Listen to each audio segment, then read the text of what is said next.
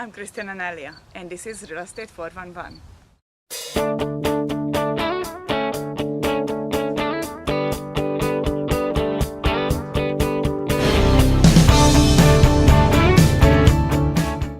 Your offer was accepted. Now it's time to close the deal.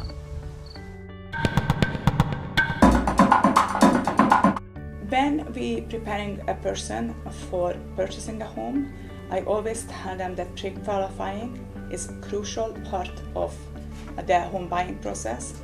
I don't want to take out somebody who only can afford $400,000, but we're looking at 500,000 homes, because you're setting up the expectation too high. It's a very good idea to get pre-approved before looking for a home to give you an idea of what price range you should be shopping in.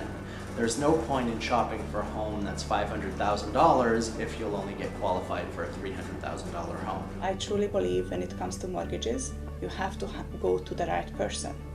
Depending if a person is self-employed or so on, I have a few mortgage guys who I'm working with. I recommend the people to see them. To me, it's crucial, even if you have a very good relationship with your bank. Talk to a mortgage broker, because your bank manager only can do so much for you.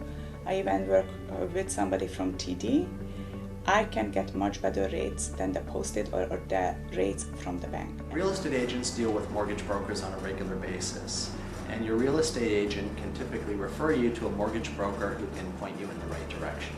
A broker or a bank will talk to you about your income, they'll talk to you about your credit, and they will use those factors to determine exactly how much you will qualify for.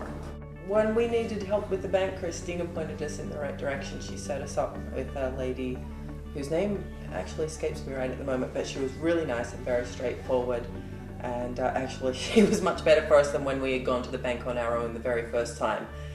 And yeah, she was able to set us up with the bridging finance that we needed between the two houses.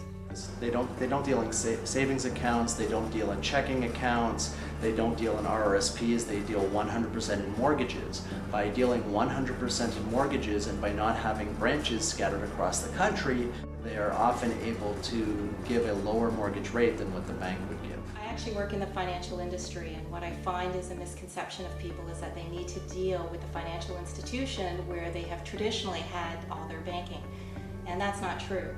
And so I do recommend to people, particularly in this environment, to shop around for their mortgage and go to financial institutions you may not have had any dealings with and ask them based on what you're buying and the house that you're selling, if you have one to sell, what deal you can get. And you may be surprised that a financial institution that has no history with you may beat the FI that you're with now.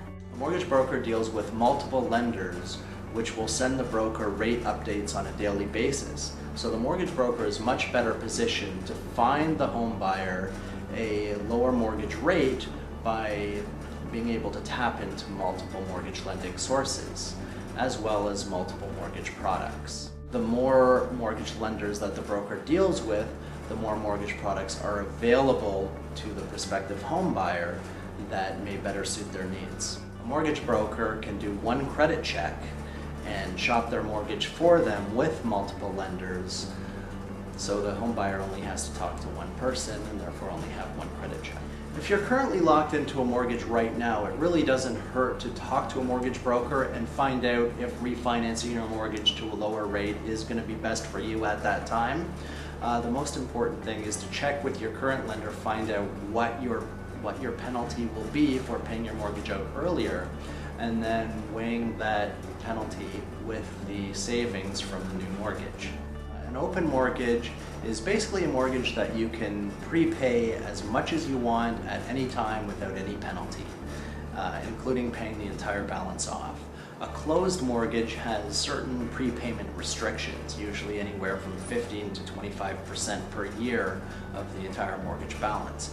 Anything over and beyond that 15 to 25% would carry a penalty on the extra amount. It's just another service that she provides, I think, for current customers, for past customers, for future ones, that she's always aware is what's happening with the business, and talking with her money people, her brokers, things like that. And just last week she gave me a call and said, you know, we've got an open mortgage right now, you should think about locking in because, you know, things might be changing, and even for future homes, for renovations, things like that. She's been very helpful with what we could do with financing and things like that, and other agents have never offered up that information.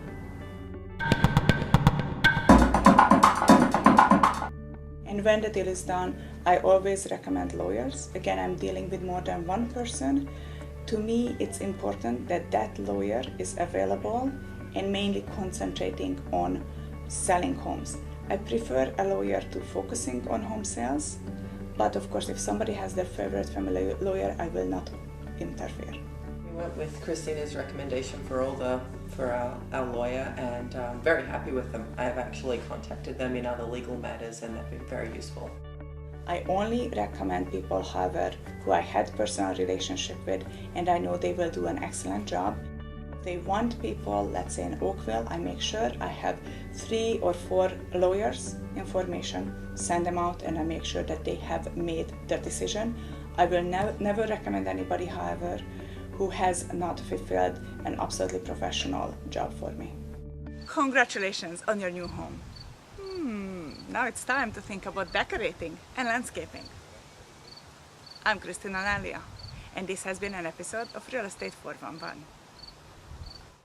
And do a stressless transaction.